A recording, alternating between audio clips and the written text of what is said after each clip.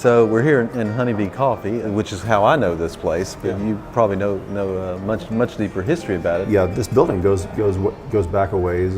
Yeah, I don't know the history of this building. Yeah, it says McMurry on the top, and I would call it the McMurry building. It was built in 1924 by a guy named Andrew McMurry, who was actually the older brother of Ben McMurry, who co-founded Barbara McMurry, the architecture firm.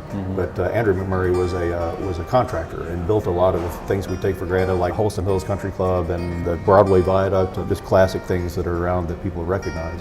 But they did all that in this building. This is where they planned all these projects around town.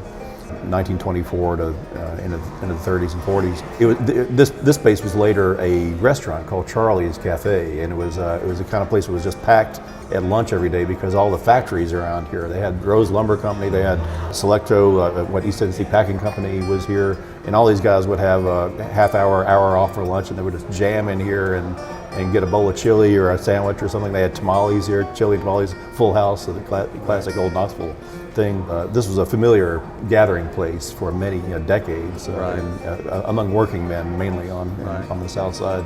But it's great to see that dynamic coming back and this being a gathering place people again. gathering again. Yeah. You mentioned this area being pretty industrial earlier, and there's still some remnants of that. You have everything mushroom. And there should always be remnants of it. I think we should. In Right. fact, if we can keep some kind of industry that's not stinky or something, maybe we should. I think. Well, and the nuts and bolts or so forth business is just down the way. So I mean, those are businesses that could be just as compatible with other kinds of businesses. So there's no reason that those have to be driven somewhere else at this point. I think it's good to have industry in any redeveloping downtown.